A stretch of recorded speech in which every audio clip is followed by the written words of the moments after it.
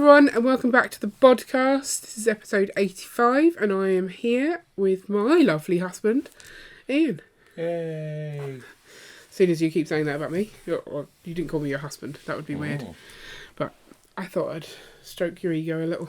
Thank you. Right. Now, first, before we get into the main topic for the episode, I would like to discuss my geography skills from last week. Okay.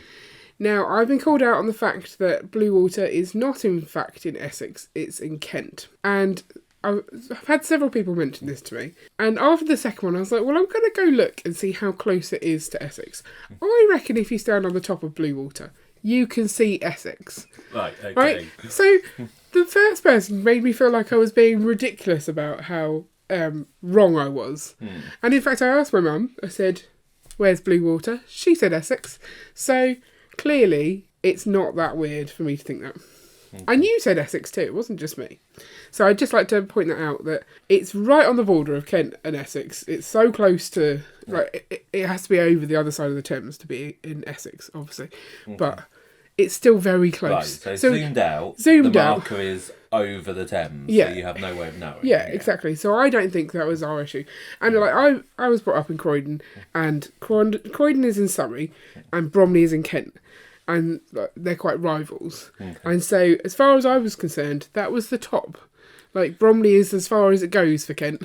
Right. Okay. I don't know why. Kent goes further down, but not further up. I did not realise that it went all the way to the top of the bottom of the Thames, I guess. Top of the Thames? I mean, they're southern counties. Who cares? They're practically the same anyway. Yeah.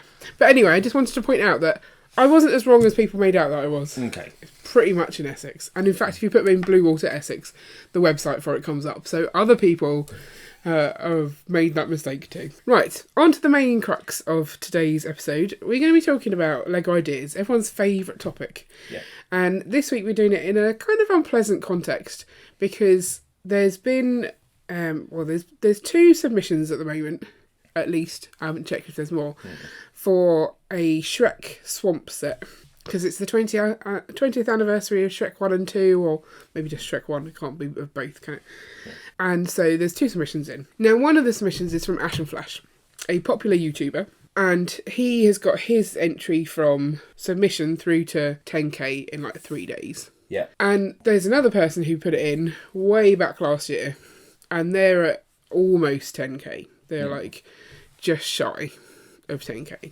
And I haven't seen it directly. I was just alerted to it from Instagram that there has been some like really toxic comments on the original idea, the one that was submitted first, presumably by Ash and Flash fans.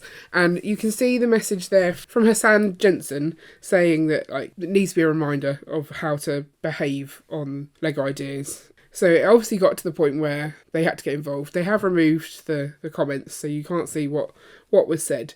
But it also points out that promotion of another submission in the comments is not allowed and will result in an immediate 30-day ban. So I think it was along the lines of people saying, oh, Ashes is better, or go support Ashes instead. And regardless of, like, there's no sides to be taken. It's quite clearly wrong to do that in the comments. But whose responsibility is that? I mean, apart from the individuals who are making those comments. As a big YouTuber, do you have some sort of responsibility for your, I want to say community, but also fans? Right? Because it's not always a community. It's not always people you know. Yes. And that's the thing with YouTubers. You can get to a point where people idolise them and believe that they're their besties and stuff. Yeah. And go out of their way to try and push them forward at the expense of someone else. But is that the YouTuber's fault? Like, what responsibility do we have for the actions of our subscribers? Really complicated. It is. And there's so many different facets to it as well. So one thing is to make sure that you're putting across an authentic image. So, you know, making sure that, or trying your best to make it so that people understand the relationship that's going on between you and them. Yeah. You know, which is very different. Sometimes it's very easy to kind of pander to the people and make them, you want to make them feel connected to the channel. Because that's in your best interests. But you have to make sure that you do it in a way where they don't where they're not likely to get over-invested and feel, too much of a personal connection. But then some personal connections is quite nice. I mean, we've made good friends from the Lego community. Yes. But more so from like the ones that are also creators. I think that's generally how it works. We've got other creators that we hang out with because we share that in common as well as the Lego. I guess also it's that level of maturity of your audience as well. Like if you have adults following you and who think you're doing great, they have more experience of you can like this person but you also shouldn't dislike that person because of it, or you should be respectful of these other people. Whereas I think as a kid you do very much have that this person's the best, they're better than you kind of mentality, and it's hard to know not to do that on the internet. Yes. So maybe there should be some sort of education as part of like a curriculum to be respectful online. I think there probably is. Definitely are. I know that the school that our girls go to, they do talk about how to behave online. Yeah, and how to use like social media and things. And that's a primary school, so it obviously has to start at that age. Yes. It's quite scary at points, but that's not to say that all around the world that's the level of education that people are getting. Yes, and that's a fairly recent thing, and so, a 15-year-old might have missed out on it, education. And whether they're doing it, whether they just expect you as a teenager to know how to behave and expecting you to apply that to the internet. I mean, it's a crazy thing to assume people do, but that's education for you. Do you think that as soon as you're alerted to this kind of thing happening, so people essentially being rude to other people in your favour, kind of thing, would you take steps to try and shut that down? I think so. I mean, first of all, you should. It depends on the timing of it, kind of thing. But if you spot it and it's not stopped, then obviously you should be saying something like, "Stop doing this." Yeah.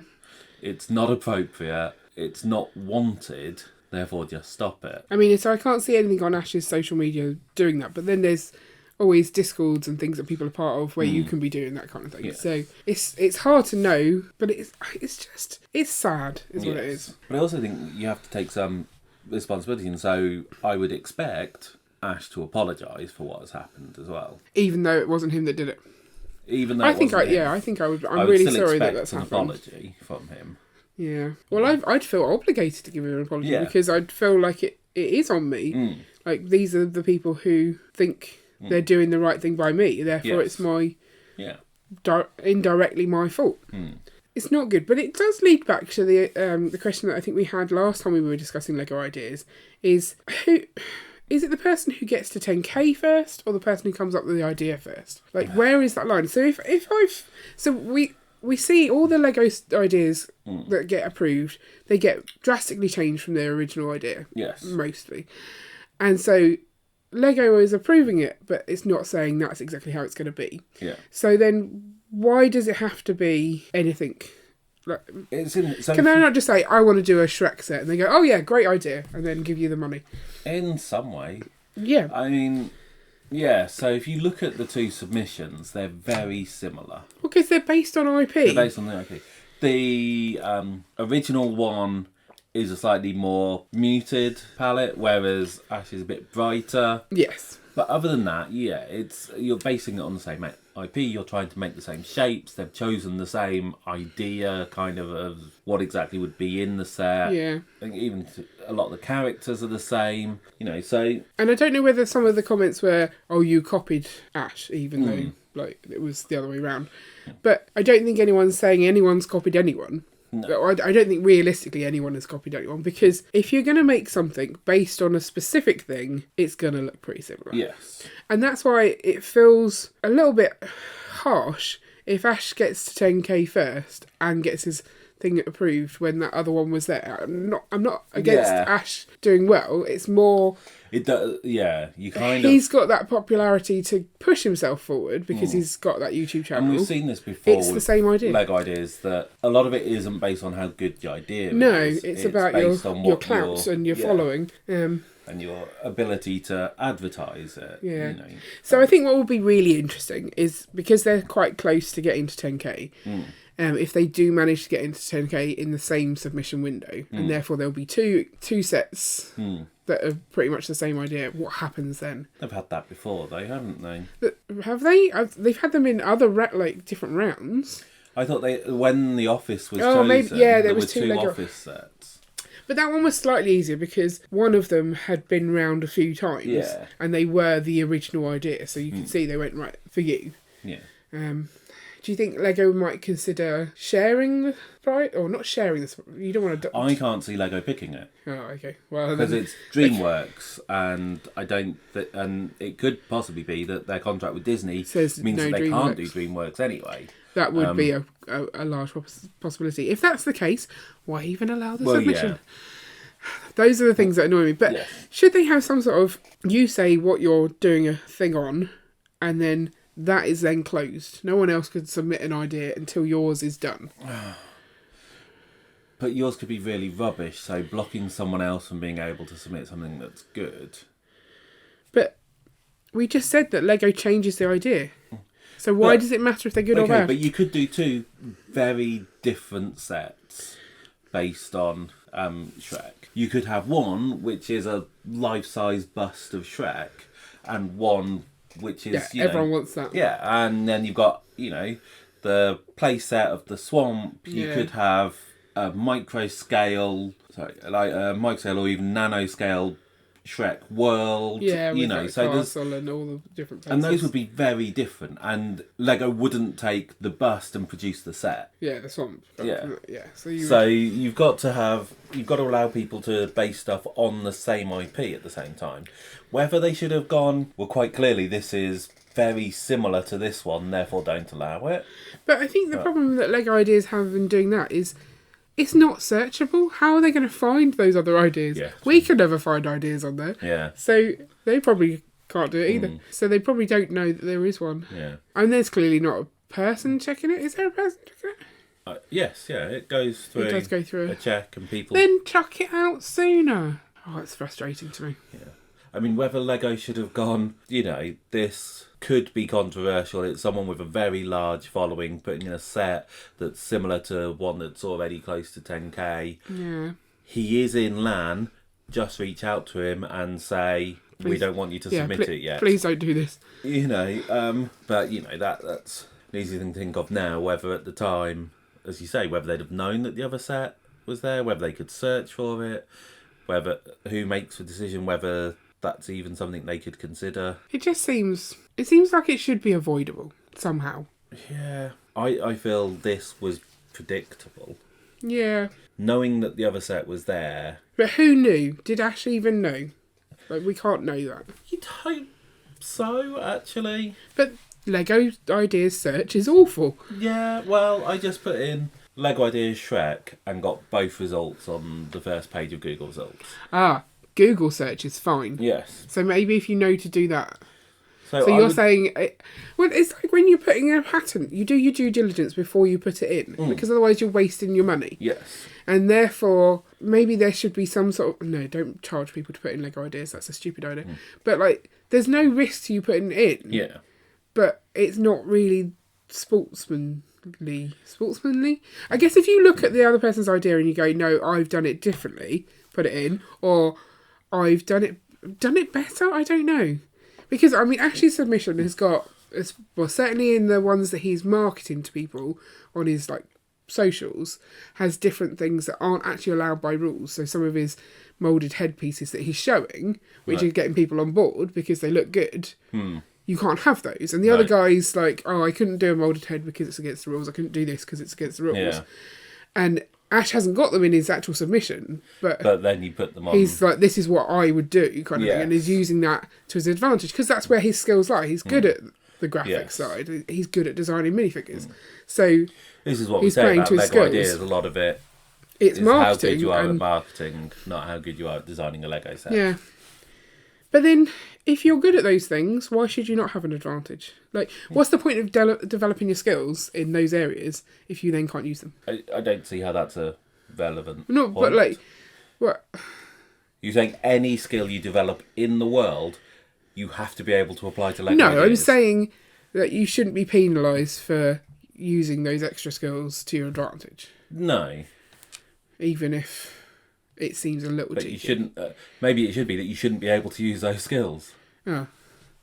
You shouldn't be maybe misleading people what the end product might look like. But then every Lego Ideas submission is misleading people on what the end product will look like because Lego can change it completely. But you shouldn't be misleading people about what the Lego Ideas submission is. Mm-hmm. Yeah, I suppose that's fair. Because if you've got like loads of really amazing pictures showing all kinds of stuff, and then a link to a submission and asking someone to go and vote on it, Yeah. you wouldn't expect the person to look at that page, go, "Oh, that's really exciting," and go to the page and check that it matches up with what's actually on the submission. So you see something, you vote. Yeah. So that is, I would say, slightly dodgy. I think that shouldn't be done. Yeah, it has to your mark. But then no one's policing the marketing. No one's telling you how to do it. You are literally doing it right, because there's been a number of projects before that have gone directly to like the IP owners, and they've pushed it on their socials and stuff. So people use whatever method they can to get that knowledge out. So, but Lego could change the terms and conditions to include a clause saying that all marketing of the idea needs to be contained within the rules of the submission. Yeah, so and has to be a true representation of what you're saying. And then it could be something gets to 10k and they go, well, no, this was marketed misleadingly, and therefore remove it. Or conflict. That's the kind of thing I'll be like, no, but I mean, don't want so to obviously turn off. with Ash, it doesn't really matter what he's done. So like, if he has put in pictures which he shouldn't have done in the marketing, he'd have still hit 10k easily. Yeah, exactly. He's got a following. So you know, the thing is, it all comes down to what you think Ash is trying to get from doing it. Like, if he just is trying to have fun and use his creative outlet to make sets that he wants to see, then that's perfectly fine. If you're trying to use your position to get more money, then it's not so good. Like, because obviously you do get a kickback from Lego for getting to 10k. And the more times you do that, the more you get. Yes. So we've talked before about other people who are just resubmitting and how that always seems wrong. Yes. So that's one way of doing it. Or build up a YouTube channel and then just go, back my idea. I still think some people have more integrity than to just back any old rubbish. Yeah. And I think... But I don't know how much of the 10k... Yeah. And I don't think just having a large following means you're going to get the votes. Because, I mean, Robin Hood Bricks... His first submission did really well. Yeah. But his second submission didn't. Did his second submission not make it? Yeah, I think his second... I don't know if it's still going. I mean, these things can... If you get enough votes... Did he not... The GBC factory, did that not ever get through? I don't remember. It definitely didn't go quickly. Yeah, okay. His fast food... his GBC only managed 2,000. Yeah. Oh, that's interesting. Which, I mean, gives you some faith in that the people who were voting for his mock liked the mock. It wasn't just a... mindlessly following. It'd be really interesting to see what happens if Ash just puts together a really rubbish thing, puts it in and sees. Yeah, I'd be tempted to ask him to do that as an experiment. It'd be just for fun. See how many people can you get to vote on something that really no one wants. Yeah, that is shockingly bad. Yeah. I mean, if you put in Shrek's Swamp, there's an even newer one, even older one that isn't doing great. But Ash's one is not there. Is that because it doesn't include ones that have already hit 10k in the search? Because you're meant to be searching to vote on something. Yeah. I mean, Ash did another Lego Ideas submission before Christmas, and that one hasn't hit 10k. So I guess it's not a guaranteed. Yeah, it's definitely not a guarantee. I think Holly on Film has a huge YouTube backing, and I don't think her submission...